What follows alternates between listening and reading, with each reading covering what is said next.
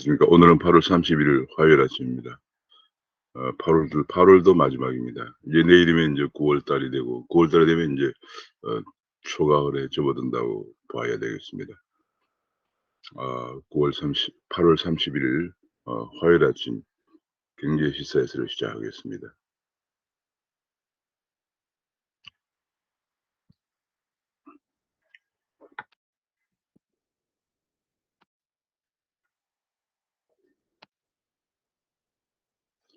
귀에 쏙쏙 들어가도록 경제 기사를 쉽게 수여드리는 명품 시사에서 8월 31일 아침입니다.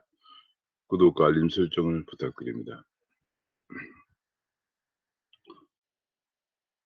이제 국민지원금, 전국민 재난지원금을 국민 88%에게 지급한다. 연소득 5,800만 원까지 지급한다 하는 것을 이제 그 지급을 다음 달 6일부터 지급을 절차가 시작된다고 발표했습니다.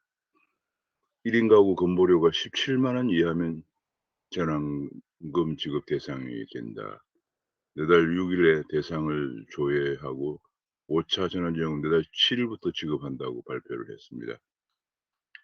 뭐 일부에서 우리가 뭐 이번에 5차 재난지원금에 거의 뭐 11조 정도 예산을 투입하고 있는 거죠. 이런 1 인당 25만 원을 스타벅스나 배민에서는 못 쓰고 편의점은 사용이 가능하다.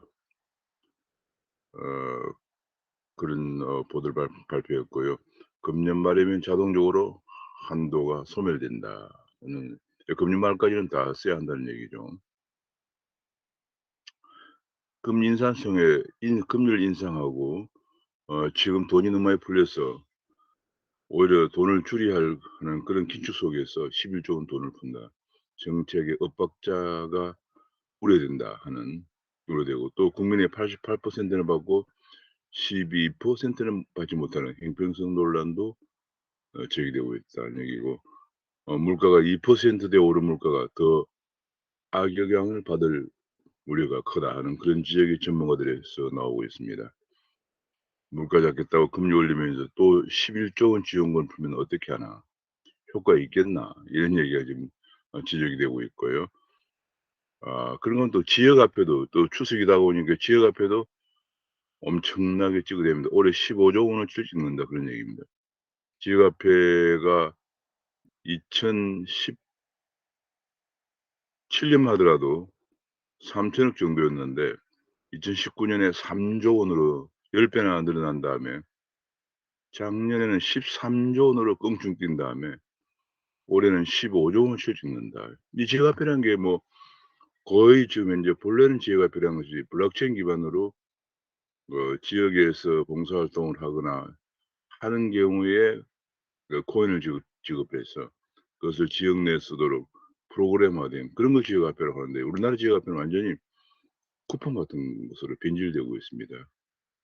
지방 재정이나 심지어는 국고에서도 올해 1조 원 넘게 지원한다. 그 국고에서 지원은 쿠폰을 그냥 발행하는 거예요. 그게 일종의 재정 지출입니다. 그걸 올해도 15조 원을 찍는다, 그런 얘기예요.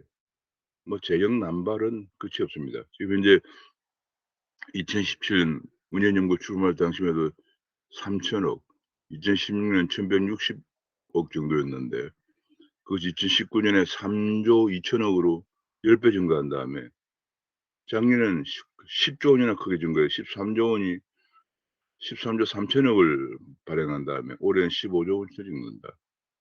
이것도 전부 쿠폰이니까 이게 뭐 그냥 이것도 재정 푸는 겁니다. 11조 원의 국민 재난지원금을 지급하는 데 이어서 또 지역화폐라고 그래서, 말이 지역화폐 쿠폰인데 그 15조 원 또 찍어서 배급한다, 뭐 그런 얘기입니다.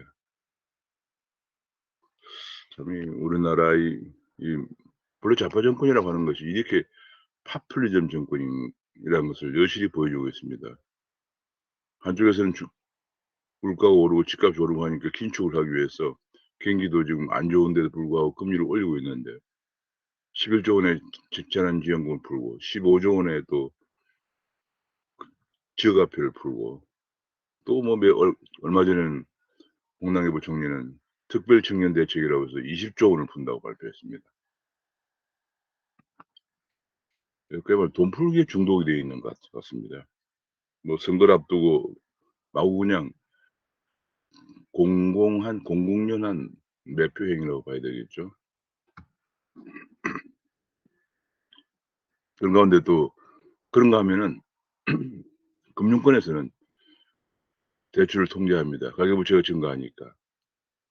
그러니까 막 지금 뭐 뒤죽박죽이에요. 금리 올리면서 올리고 또 한쪽에서는 또 대출을 통제하면서 한쪽은 돈을 막 풀어대고 그렇습니다. 그래서 지금 수억 연봉자도 마이너스 통장을 5천만 원으로 일괄 제한한다. 뭐 신용도 여부 상관없이 무조건 제한을 한다 그런 얘기예요. 본래 은행 대출이라고 하는 것은 은행이 심사를 분석해서 대출해야 되는데 주택담보대출 그건 뭐 거의 떼일 우리가 없는 건데 그것도 인제 안 된다. 수억원 연봉자도 마이너스 통장을 5천만 원까지밖에 안 된다. 뭐 이런 식으로. 이게 완전히 그냥 우리나라 은행은 국가가 가지고 있는 거와 마찬가지입니다. 요즘 그래서 흔히들 말하기를 관치금융을 넘어서 이제는 정치금융화되었다. 뭐 그런 얘기를 하고 있는 지경입니다.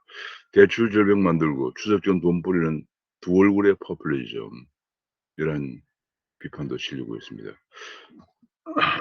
돈을 막 이렇게 뿌려대다 보니까 올해 신생아가 저도 손녀가 하나 태어났습니다마는 고교를 졸업할 때는 나라빚 1억씩을 부담하게 된다고 합니다. 2047년에 가면 나라빚이 2억씩 부담하게 된다 하는 분석이 한국경제연구원에서 나왔습니다. 이 나라빚 1억은 국가 채무만 가지고 얘기한 거고 지금 국가 부채랑은 좀 더 넓은 의미의 국가 부채, 뭐 공공기관 지원 부채라든지 이런 거 하면 아마 그것의 2배가 됩니다. 그 넓은 의미의 국가 부채를 가지고 본다면은 올해 태어나는 신생아는 아무것도 하지 않고 있는데 고등학교 졸업하면은 벌써 나라빚이 2억 이상 부담을 지고 됩니다. 아마 대학을 졸업하고 사회에 나올 때쯤엔 아마 한 3-4억 정도 늘어나 있겠죠. 벌써 사회에 하자마자 빚을 지고 출발합니다. 지금 이렇게 돈을 막 풀어대면서 오직 정권 연장에만 기란이 되어 있는 것은 결국은 우리 후손들에게 큰 죄를 짓는 것이라는 걸 보여주고 있습니다. 후세에 죄를 짓 후세에 죄를 짓지는 말아야 한다는 지적이 나오고 있습니다. 지금 코로나 백신이 지금 뭐 어 지금 이번 달에 들어와야 될 이번 주에 들어와야 될 600만 회분도 안개 속인데 지금 4 분기부터 부스트 샷을 한다. 2차 접종하고는 6 개월 전엔 고령층부터 한다. 그런 발표가 나왔습니다. 9월 말까지 5,500만 회분을 도입을 추진하고 있다고 얘기했는데 과연 국민들이 이런 워낙 백신 도입에 관해서 어 왔다 갔다 하고 제대로 된 일정도 이번 주 600만 회분도 안개 속에 가려져 있는 그런 상황이라 확실치 않은 그런 상황인데 뭐 9월 말까지 5,500만 회분을 도입해서 4 분기부터는 부스터 샷을 한다는 거. 이런 또 희망 고문 뭐 이런 것이라고 에 가까운 조치를 발표했습니다. 정말 백신 확보를 이렇게 하지 못하는지 도대체가 무슨 뭐 국가를 지금 제대로 운영하는 게 없어요. 경제는 붕괴되고 있죠. 뭐 정치도 지금 완전히 지금 뭐 대혼란 속에 민주주의는 후퇴하고 있죠. 뭐 국방도 다 붕괴되고 외교도 지금 고립되고 있죠. 뭐 지금 백신도 확보하지 못하고 있죠. 뭐 하나 제대로 하는 게 없는 정부다 해도 과언이 아닙니다. 잘하는 거라고는 돈 푸는 것밖에 모릅니다. 국민 세금 걷어서 돈 푸는 거. 게다가 또 삼성의존 7천억 원까지도 지금 이거 뭐 감염병 전담병원을 짓는다든지 이렇게 하라고 내놓은 돈을 지금 오래도록 짓지 못하고 이랬더니 결국은 부채 간 삽바 싸움 때문에 그렇다. 돈이 좀 주어지니까 서로 그냥 가져가서 서로 가져가서 쓰려고 부처가 한 4% 때문에 그랬다. 생색을 내야 되니까. 생색은 자기들이 내죠. 기업이 내놓은 돈을. 부처가 이 4% 하느라고 지금까지 지연되고 있다. 국민들은 코로나는 계속 확산되고 있는데 그런 지적이 나왔습니다. 어제 또 하나 의왕, 군포 등에 지금 상계 신도시 신규 택지 12만 가구를 공급한다는 걸 발표했습니다. 근데 이게 너무 멀어 가지고 지금 이게 빨라야 2029년에 입주하는데 벌써 발표를 했습니다. 신규 택지 공급. 이게 지금 주로 보니까 너무너무 이게 굉장히 먼 데예요. 지금 3기 신도시가 지금 뭐 남양주 그다음에 양주 의정부 양주 쪽에 그다음에 의왕, 화성 뭐 등등 14만 가구인데 2만 가구는 지방에 세종시 쪽에 세종시와 대전이고 나머지 12만 가구를 수도권에 하는데 너무 서울에서 멀어요. 교통이 깜깜한 GTX만 믿고 서울에서 점점 멀어지는 신규 택지라는 지적이 실렸습니다. 이번에도 미리 발표하고 교통은 대책은 없이 후후 대책, 후후 교통이라고 합니다.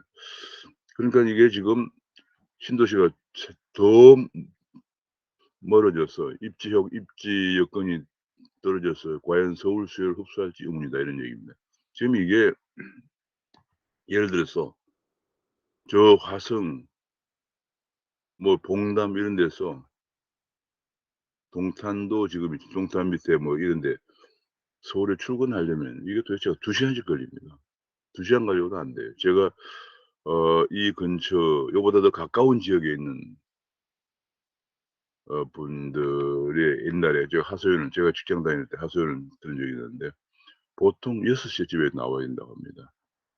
요즘은 쪼끔만 늦어지면 너무 차가 밀려서 오질 못하니까 6 시에 집에 나와서 서울에서 일찍 직장 근처에 일찍 도착해서 어디 뭐 목욕탕이나 그런 데 가서 쉬어야 된다고 합니다. 이게 하루 이틀이지. 이런 생활을 1년 내내 수년간 하기가 너무 힘들죠. 이렇게 하는 이유가 뭡니까? 이렇게 하는 이유는 서울 시내 재건축, 재개발을 하지 않으려고 하는 게 이런 일이 생기는 거예요. 직장인들에게 직주 근접이라고 그래서 직장과 주택이 같이 있어야 되는 거예요. 외국은 선진국은 대부분 다 시내에 젊은 사람들이 많이 삽니다, 직장을 다니는. 그리고 나이 드시고 퇴직한 분들은 이제 교외로 나가서 주택에 많이 살죠. 근데 우리는 이제 직장을 다니면서 수입이 이제 저축이 안 된 젊은 사람들이 전부 이렇게 1 시간 심지어는 2 시간 떨어진 데서 2 시간도 이번에 보니까 2 시간도 더 떨리겠어요. 이런 데다가 집을 지어서 어떻게 출퇴근을 합니까? 그 이유는 오직 서울 시내에 재건축 재개발하면 집값 오른다 그 하나 때문에 그런 거예요. 아니 필요한 지역에 집을 지어야 재개발도 하고 재건축도 하고 해야죠. 정말 답답합니다. 재개발 재건축에서 그 집가 있는 사람들이 에게 혜택이 많이 돌아간다. 이것 때문에 지금 이렇게 2 시간도 넘는 거리에다가 택지를 그것도 2029 년에 돼야 빨라야 2029 년에 입주가 가능한 걸 지금 벌써 발표하면서 희망 고문만 하고 있는 상황입니다. 그렇게 해서 집값이 잡히겠습니까? 정말 답답합니다. 전문가들도 집값 잡을지는 의문이다 그런 얘기를 하고요. 교통학 쪽은 차기 정부에 따릅니다. 이 토지 보상은 첩추산중이다. 계속 지금 말이죠. 시내 유동성이 투기 자본이 자꾸 많이 형성되는 것이 엄청나게 많은 토지 보상 때문에 보상의 가장 큰 요인입니다. 우리나라는 토지 보상을 갖다가 노무현 정부 이후에는 시가 보상을 하니까 지금 뭐 발표를 하고 나서 이미 발표하면 땅값이 이제 오르죠. 그리고 그 오른 가격을 보상을 합니다. 과거 노무현 전 이전에는 계획 발표 직전에 가격을 보상을 했어요. 근데 이번에는 시가 보상을 막 그냥 하다 보니까 정부에 이렇게 많은 땅을 파헤치니까 엄청난 돈들이 풀리죠. 그 돈이 전부 뭡니까? 토지개발공사 부채입니다. 지금 토지개발공사 부채가 제 기억으로는 한 230조 원 되는 걸로 알고 있습니다. 아무도 누구도 갚을 계획은 전혀 갖고 있지 않습니다. 결국은 우리 후손들이 또 갚아야 되는 거예요.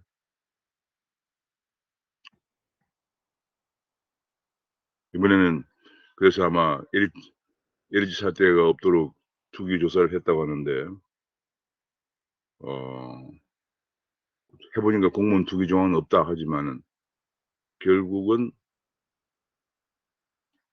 국토부가 LH지구만 조사하는데 그것도 차명 거래는 조사하지도 못했다. 그런 얘기예요.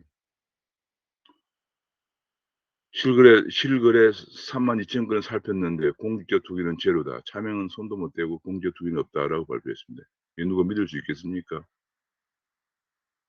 지금 LH 투기도 지금 뭐 수사한다고 하더니 어떻게 된 건지 지금 오리무중입니다. 임기만 게다가 뭐 공공에 매달리다. 이사 대책은 공공에 매달리느라고 공공 공급을 어떻게 가능하다고 생각을 하고 발표를 한 것인지 도무지 이해가 갈 수가 안 갑니다. 지난번 빈장구 장관이 고 이 좌파들은 생각은 사람들은 공공주택에 살아야 한다 생각해요. 공공임대에 살고 주 공급도 공공 공급을 해야 한다. 그러니깐 택지를 미리 선납받아 가지고 LH공사가 시행사가 돼서 집을 짓고 그다음에 나중에 증산한다고 그러는데 그 LH공사 증산을 누구 어떻게 믿고 택지를 먼저 선납합니까? 비리의 원상인 LH공사가. 또 나중에 정책이 어떻게 바뀔지 알 수 없는 LH공사를 믿고 택지를 평생 저축해서 겨우 마련한 택지를 선납을 할 수 있겠습니까?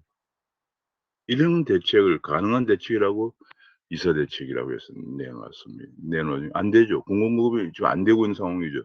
대부분 지역에서 거의 뭐 지금 안 되고 있는 상황입니다.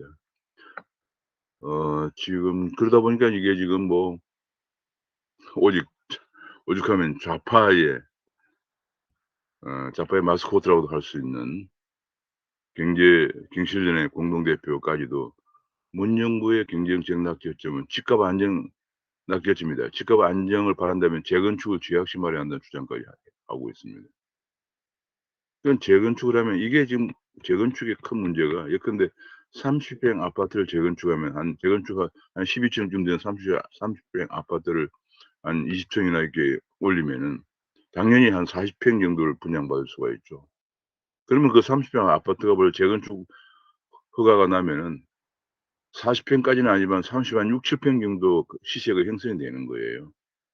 그러니깐 그걸 생각 안 하고 30한 6-7 평짜리 시세라고 생각 안 하고 30평 아파트 가격이 이렇게 올랐다. 이렇게 지금 해서 합니다. 그래서 그걸 초과 이익을 환수해야 된다. 또 특정 지역의 재건축을 통해서 이익을 너무 가져간다. 이런 것 때문에 재건축을 좀 안 하고 있는 거예요. 안 하다 보니까 재건축을 쥐약시하면서 그러다 보니깐 재건축을 못한 아파트는 예컨대 뭐 엄마아파트 같은 경우에 뭐 혹은 이 인제 강남 지역은 완전히 지금 인제 일종의 상징적인 그런 지역이라고 그래서 40몇 년이 됐는데도 근 50년 가까이 됐는데 돼서 낡은 아파트도 주차도 좀 할 데가 없어요. 그런데도 재건축을 허용 안 해 주고 있습니다. 그러면서 사람들은 수도권에서 2 시간, 3 시간 떨어진 데서 출퇴근하라고 강요하고 있습니다. 이것이 도대체가 정부의 서민을 위한 정책입니까? 오죽하면 경실련 대표까지 "재건축을 제약시하면 안 된다." 하는 얘기를 하고 있어요. 그러니까 서울 시내 집값은 계속 올라가는 거예요. 계속 올라가고 저 먼 데 주택은 분양이 안 되는 그런 상황까지 벌어지고 있습니다. 아 지금 뭐 주택 정책이 이러다 보니까 갈 곳 잃은 부동산 돈 이게 되게 많은 돈들이 어 많은 경우에 이게 보상비들이에요. 토지 보상비들이 많아요. 이것들이 전부 지방 중소도시로 몰린다. 규제가 없는 지방 중소도시로 몰리고 있다. 이런 얘기가 나옵니다. 제주, 강원 집값 상승률이 고공행진을 하고 있다. 이런 얘기가 나오고 있습니다. 그리고 지금 이제 그냥 금융 대출을 좀 하지 못하게 하다 보니까 시중은행에서 자금 조달할 길이 막힌 서민들로 하여금 대부업체에서 좀 대출을 받도록 하기 위해서 근데 대부업체가 지금 지금 최고 금리를 낮췄기 때문에 최고 금리를 20%로 낮췄기 때문에 대법제는 지금 자금 조달 길이 오직 가능한 것이 저축은행에서 빌리는 길밖에 없습니다. 채권도 발행할 수가 없고요. 은행에도 빌리지 못하고 저축은행 금리가 벌써 17~18%가 정도 되기 때문에 그거 빌려 가지고는 20% 최고 이자율 한도 내에서 사업을 할 수가 없습니다.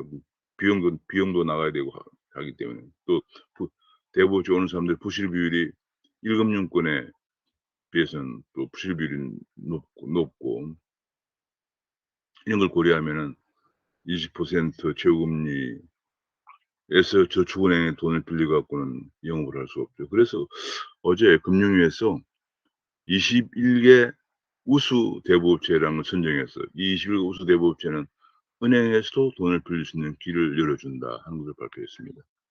아마 이렇게 되면 좀 은행에서 뭐 돈을 빌려줄지 안 줄지는 모르겠지만 은행도 또 내부 규정을 또 고쳐야 되고 여러 가지 그런 문제, 그런 길을 또 제도를 만들어야 되겠지만은 뭐 이런 경우에는 조금 더 한 2% 정도의 조달 비용이 낮아진다고 합니다. 그러면 조금 더 지금 인제 그러니까 20% 최고금리 안에서 조금 대부업체가 좀 숨통이 트일 수는 있겠지만은 워낙 조달 금리가 높고 또 부실 비율이 높은 사람들만 몰리기 때문에 크게 도움이 될 것인가는 좀 의문이 됩니다. 여기서 못 빌리면 어디로 갈까요? 전부 불법 사채로 가서 급전을 빌려야 됩니다. 불법 사채 그러면 연 평균 400%가 넘기 때문에 1,000만 원 빌리면 이자만 4천만 원 나와야 돼요. 1억 빌리면 뭐 전세자금 같은 거 1억 빌리면 이자만 연간 4억 나와야 됩니다. 이거 평균이 그렇고 뭐 이보다 훨씬 많은 데도 있습니다. 암호화폐 가격이 지금 고공행진을 하고 있습니다. 계속 고공행진을 하고 있고 드디어 암호화폐 전체 시총이 다시 $2조 넘었었습니다. 지금 암호화폐가 11,497 개로 오늘 아침에 기록이 됐네요. 거래가 되고 있는 암호화폐가 전 세계적으로 11,497 개고 시총이 $2조 1,000억 달러를 넘었었습니다. 대단한 기염을 토하고 있는데요. 지금 현재 비트코인이 48,621 달러고 이더리움이 3,338 달러를 기록하고 있고요. 한국에서도 비트코인 가격이 5,690만 원을 기록하고 이더리움이 3,914만 원을 기록하고 있습니다. 비트코인 가격을 보면은 5,695만 원을 기록하고 있는데요. 이것이 지금 현재 보면은 이게 중기등 평균선을 지금 이게 돌파하려고 하고 있습니다. 이것을 돌파하면 좀 더 올라가겠죠. 이더리움은 지금 급등을 하고 있네요. 지금 보니까 이게 이더리움이 391만 원까지 올라갔는데요. 지금 이게 어 2-3일 사이 이거 벌써 어제 하루에 사이에 급등을 하고 있습니다, 이더리움 가격이. 아 근데 그런 가운데 한국에서 카드 해외 사용이 급증했는데 그 뒤에 암호화폐가 있다는 분석도 나왔습니다. 지금 코로나 때문에 관광도 많이 못 가는데 주로 해외에서 카드로 암호화폐를 사서 국내 암호화폐 가격이 가면 국내 거래소에서 비싸게 대파는 그런 방법으로 카드로 해외에서 암호화폐를 사 들이는 것 때문에 2 분기 해외 카드 사용의 80%는 급증을 했다는 분석도 나왔습니다. 지금 코스피나 코스닥이 어제 상승을 했습니다. 미국 통화 정책에 대한 불안 해소가 상승의 기폭제가 되었다고 합니다. 어제 미국은 다우존스는 지금 약세를 보이고 나스닥은 기술주 중심으로 크게 올랐습니다. 가장 큰 것은 역시 미국의 통화 정책입니다. 테이퍼링을 금년중에 하지만은 금리 인상은 당장 하지 않는다 하는 금리가 더 큰 영향을 미쳐서 기술주 중심의 나스닥이 크게 올랐다는 보도가 나왔고요. 그런 가운데 지금 이번 주에 발표될 지금 8월 고용 보고서를 주목하고 있다는 보도가 나왔습니다. 그리고 또 왜냐면 고용이 예상보다 좋을 경우에 9월 21일, 22일에 9월 달 FOMC가 예정돼 있는데 FOMC에서 테이퍼링이 발표될 수 있다. 그냥 9월 달에 테이퍼링이 발표될 수 있다. 이런 전망 때문에 지금 기술주 중심의 금리가 아니 나스닥은 다소 약세를 보이는 가운데 금리 인상은 늦어지는 진다는 것 때문에 기술주 중심의 나스닥은 올라가고 있다. 이런 보도가 나왔습니다. 지금 한국에 이 외국인 일선 쟁탈전이 심하다는 얘기입니다. 지금 코로나로 해외 인력이 공급이 잘 안 되면서 국내에 들어와 있는 외국인들 일선을 서로 쟁탈하려고 하는 일당이 거의 그 결과 일당의 한국인이 90%가 올라갔다는 얘기입니다. 농촌이나 제조업 현장 일할 사람이 없다. 하소연이 나오고 있습니다. 지금 이게 말이죠. 게다가 그러다 보니까 도해지에서 배달을 하거나 인테리어를 하면 돈을 번다는 건 소문이 나서 외국인 노동자들이 배정된 지역에서 무단 이탈해서 도시로 빠져나가고 있다. 그런 얘기고요. 그러다 보니까 농촌에서는 최신식 기숙사, 과거에 뭐 컨테이너에서 자는 건 옛날 얘기예요. 최신식 기숙사를 제공하면서 외국인 노동자 러버콜을 보내고 있다. 이런 보도까지 나왔습니다. 자, 이게 참 이 우리나라 청년들은 말이죠. 우리나라 청년들 15세부터 29세까지 청년들 중에서 대체로 한 900만 명 정도 되는데 절반 정도는 인제 어 경제 비경제 활동 인구, 경제 활동 인구가 절반 정도인데 이 절반 정도 중에서 거의 한 30%는 실업자고요. 나머지 또 한 40%는 전부 알바나 비정규직입니다. 정규직은 16% 밖에 안 된다는 보도가 분석이 나왔는데 그러니까 30%가 놀고 있고 그 40%는 알바나 비정규직을 전전하면서 제조업이나 농촌에는 안 갑니다. 그 자리를 외국인들이 메우고 있는 거예요.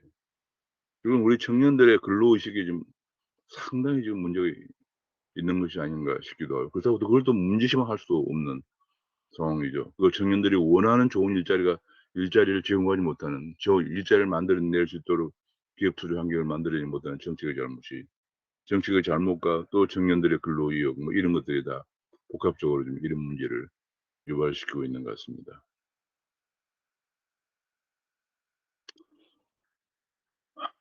참 이게 뭐 그런 가운데 이번에 폴더블 모바일 폰을 내놓은 삼성이 이번에 미국 사전 예약이 역대급 중국도 100만 대 훌쩍 넘으면서 지금 마침내 연 베트남에서도 라인을 연 7,700만 만 대에서 2,500만 대 생산으로 증설하고 있다는 보도가 나왔습니다. 그래서 기능과 디자인 가격에 삼박자 혁신을 하면서 삼성 폴더블 폰이 게임 체인저로 부상하고 있다는 보도가 방금 보도가 나왔습니다. 일본은 반도체 독자 생존이 인제 생존을 포기하고 미국과 대만 동맹에 올인하고 있다. 그런 보도가 나왔습니다. 일본의 지금 뭐 그래서 미국의 그 반도체 회사가 일본의 반도체 회사 기옥시아를 인수합병하는 그런 얘기가 얼마 전에 나왔었죠. 앞으로 시스템 반도체나 배터리 혹은 도심 항공 모빌리티 미래의 먹거리는 혁신에 달렸다. 혁신. 이 혁신을 하려면 결과적으로 규제가 없어야 됩니다. 규제가 없는 환경에서 혁신이 일어나는 거죠. 온갖 규제가 있으면 혁신이 될 수가 없죠. 그 메타버스가 이제는 경제 활동 이 메타버스 경제 활동이 본격적으로 시작되고 있다 해서 준비를 해야 한다는 얘기입니다. 이제 어 VR이나 AR 가상현실이나 증강현실 기술 발전이 메타버스에 영향을 미치면서 이제 3 차원 가상 세계에서 어 뭐 디지털 가방도 거래하고 실물을 거래하는 그런 상황으로 가고 있다. 준비해야 된다. 그런 얘기가 나오고 있고요. 지금 우리나라에서 뭐 지금 언론중개법 인제 야당은 언론재갈법이라고 합니다. 언론중개법 250개 단체에서 어제 세 번째 언론법 범국민 필리버스터를 국회의사당 앞에서 했습니다. 아침 8시 부터 저녁 12시 까지 했는데 지금 뭐 민주국가에서는 어디에도 이런 법이 없다. 그래서 청와대 수석이 어제 정무수석이 국회를 방문한 이후에 다소 좀 강행 처리 어제 강행 처리를 하려고 한 건 좀 어제 오늘 강행 처리하려고 하는 것이 제동이 걸리고 있다는 보도도 나왔는데 여당이 강행 처리의 명분을 쌓기 위한 절차다는 그런 관측도 나오고 있습니다. 미국 언론단체는 한국 언론법은 독재가 아닌 민주국가인 처음이다 하는 그런 지적을 하고 있고요. 그런 건 또 사학법도 지금 문제입니다. 사학법은 사립학교법, 언론중재법과 더불어 사립학교법 또 지금 이제 본회의 통과를 초읽기에 들어갔는데 이 완전히 사립학교법은 실제로 인제 교육청이 사립학교에 교원 임용을 인제 할 수 있도록 돼 있고 아예 그냥 그러니깐 지금 조희연 교육감이 정규직 교사를 특채한 것이 지금 소송이 걸려 있는데 아예 그런 걸 이제 제도화하겠다는 얘기죠. 어 게다가 지금 뭐 학교 운영위원회에 지방위원들이 바로 참여해서 관여하시도록 학교를 그냥 완전히 이제 학교에 "이런 사학부의 시행령 한국에 사학은 없다."라는 얘기가 나오고 있습니다. 그렇게 권한이 커진 학원위에 지방위원들이 참여한 학원위에 학원위가 학교 예결사를 심의한다. "사학 자율권을 말살시키려고 하는 시도다." 이런 분석이 나오고 있습니다. 게다가 또 혁신학교가 지금 계속 말썽을 일으키자 이제는 혁신학교 이름만 바꿔서 그린 스마트 학교라고 하는 것을 또 하려고 합니다. 정말 끝이 없습니다. 이 교육을 좌파들이 지배하려고 하는 것. 정교조에 의해서 혁신학교다. 또 그린 스마트 학교다. 게다가 지금 뭐 사립학교법 개정해서 좌파 교육감들이 교원도 임명하고 또 좌파 지방의원들이 학교 운영위원회에 개입해서 학교 운영에 직접 개입도 하고 완전히 학교를 장악하려고 하는 시도가 끝이 없습니다. 지금 대학은 완전히 이미 장악되어 있습니다. 대학에 반값 등록금이 13 년째 계속되면서 대학 재정이 너무 열악해졌는데 정부의 재정 보조가 없으면 운영이 안 되죠. 그걸 빌미로 대학을 완전히 장악하고 있습니다. 교육이 백년대계라고 합니다만 이 백년대계는 옛날 얘기고 아마 완전 좌파 정부들어서 대학과 초, 중 등 대학을 완전 장악하고 있는 상황입니다. 정말 큰 문제가 아닐 수 없습니다. 지금 윤희숙 의원이 탈당을 할 경우에는 투기역 탈당을 하면 가자는 여당이 내로남불 역풍 걱정으로 지금 윤희숙 의원 탈당을 사퇴 처리를 미루고 있다 그런 얘기가 나왔고요. 조희연 해직 교사 특혜 혐의로 기소가 된 조희연이 공수처 1호 수사 대상인데 공소심의위를 개최했는데 공소심의에서 기소해야 한다는 결론이 났다고 합니다. 그런데 이는 뭐 공고 사항이라서 기소 여부는 공수처장이 결정하는데 한다 이런 보도가 나왔고요. 이게 조희연 기소 자문하는데 넉 달이나 걸렸다. 이러려고 공수처를 만들었나? 이거 하는데 넉 달이나 걸렸다 그런 얘기입니다. 야권 대선 후보 등록을 인제 받고 대경선 레이스에 들어갔다 이런 보도가 나오는데 이런 과정에서 지금 이런 보도가 나왔습니다. 홍준표 의원이 제주도를 찾아서 4.3 평화공원 위령탑에 참배했다. 4.3은 좌우 보수 진보를 떠나 민족사의 큰 비극이다. 대통령이 되면 제주 4.3 추념식에 참석하겠다고 했다고 합니다. 며칠 전 최재형 후보는 광주 5.18 묘지에 가서 무릎을 꿇고 참배를 하는 장면이 보도가 되었습니다. 뭐 선거 때가 되니까 우파 후보들도 불가피하게 이런 모습을 보이고 있습니다만 이것이 뭐 외연 확장이라고 해도 확장을 위한 뭐 정말 고육지책이다 하다고 보여지기도 합니다만 안타까운 측면도 없지 않아 있겠습니다. 많은 비판들도 또 자유우파 쪽에서는 나오고 있는 상황입니다.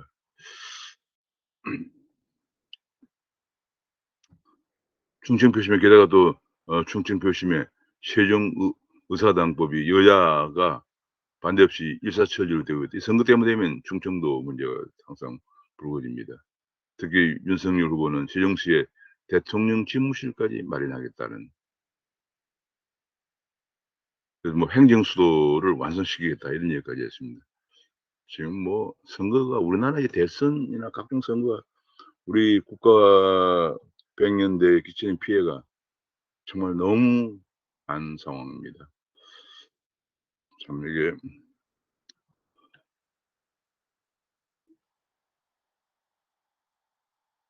그런 가운데 최재형 전 감사원장이 월성 원전 1호기 조기 폐쇄에는 문 대통령이 정치적 책임을 져야 한다는 발언까지 했거든요. 그런 가운데 북한이 영변 핵을 재가동했다는 보도가 어제 나온 적이 있습니다.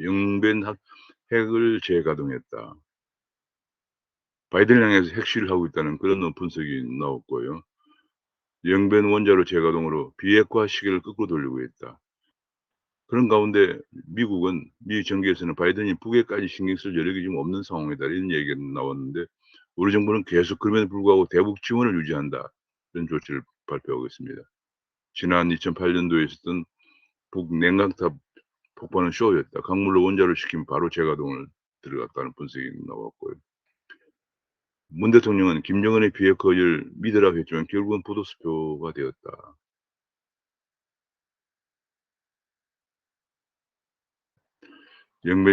그런 가운데 영변 핵 재가동을 알고도 올해 7월 초에 재가동 징후를 포착했는데 정부는 통신선 복구만 홍보를 했다. 그러면서 뭐 각종 지금 뭐 통일부 장관을 비롯해서 대북 지원 사업만 계속 어 강조하고 있었다는 얘기죠. 영변 재가동 말고도 남북 관계 진전을 홍보를 했다는 얘기가 나오고 결국은 문재인과 김정은의 평화 쇼가 허구였다는 것을 보여주었다. 대통령이 이 상황을 직접 설명해야 한다 이런 주장도 나오고 있습니다. 지금 이게 지금 큰 문제인데요. 지금 핵이 계속 재가동이 되어서 그동안에 문재인 대통령과 김정은이 보여준 평화 쇼가 거짓이었다는 게 다 드러나고 있습니다. 그런 가운데 계속 우리 대한민국에서는 북한을 지원하는 온갖 단체들이 지금 준동하고 있고요. 제일 큰 문제 중 하나가 아프가니스탄이 저렇게 미군이 빠지자 바로 탈리반에게 점령당하는 걸 보면서도 미국 민주당에 한반도 평화 법안이라는 것이 상정되었다는 겁니다. 16명 민주당 국회의원들이 어 한반도 평화 법안을 상정해서 한반도의 평화협정이 체결돼야 한다. 평화협정이 체결되면 바로 미군 출수로 이어지고 그 결과는 어떻게 될 것인지 상당히 혼란스러울 겁니다. 혼란스러울 전망입니다. 어 아프가니스탄도 바로 작년에 도하에서 미국과 탈리반 간에 평화협정이 체결된 이후에 평화협정 외에 미군 철수를 하자 지금 바로 점령되었고 베트남도 1973년에 파리 평화협정이 체결된 이후에 미군 철수하자 바로 75년 4월 30일에 남베트남이 멸망이 되었습니다. 이런 수순을 지금 계속 밟아가는 것이 아닌가 우려가 커지고 있는 속에서 미국 북한은 계속 영변 핵을 재가동하면서 핵 무력을 증강시키고 있는데 미국 민주당마저 지금 한반도 평화 법안을 제안했는데 통과 가능성이 크다 이런 얘기가 분석이 나오고 있습니다. 지금 한반도가 지금 일촉즉발에 대내외적으로 내부적으로서는 지금 완전히 상권 분리가 완전히 크게 훼손되고 있고요. 자율적 상권 분리가 완전히 훼손된 거 마찬가지죠. 뭐 입법부는 일당이 다 거의 지배하고 있고 거의 입법 폭구가 자행되고 있고 헌법재판소 대법원도 다 좌파들이 장악하고 있고 행정부는 당연히 인제 문 대통령이 장악하고 있고요. 게다가 특별한 고위공직자 전부 다 대통령 임명 처장을 임명하는 공수처에서 수사를 하도록 하고 있고 그런 가운데 이번에는 언론까지 재갈을 물리려고 하는 그런 법안들을 시도하고 있고 지금 우리는 완전히 민주주의가 완전히 지금 후퇴되고 있는 그런 상황 속에서 또 뭐 남한의 우리 대한민국에서도 미군 철수를 공공연히 주장하는 그런 운동들이 지금 뭐 대대적으로 항상 전개되고 있는 그런 상황인데 미국 의회에서마저 한반도 평화 법안이라는 이름으로 미군 철수로까지 연결될 수 있는 법안이고 통과가 유력시된다 이런 보도까지 나오고 있는 상황입니다. 한반도가 지금 어떤 상황을 가고 있는지 굉장히 위급한 상황입니다. 과연 이렇게 되면 내년 대선이 어떻게 될 것인가 지금 예상도 하기 힘든 그런 지경으로까지 가고 있는 모습입니다. 그런 가운데 뭐 앞서 본 것처럼 백신도 제대로 확보 안 돼 있고 경제 정책 뭐 2년 편향적인 정책만 하다 보니까 뭐 하나 주택 정책, 재건축 서울 시내 재건축 재개발을 억누르기 위해서 저 1 시간 2 시간이 넘는 데서 출퇴근을 강요하는 이런 정책만 내놓고 있는 그런 상황입니다. 오늘 말씀 여기서 마치겠습니다. 감사합니다.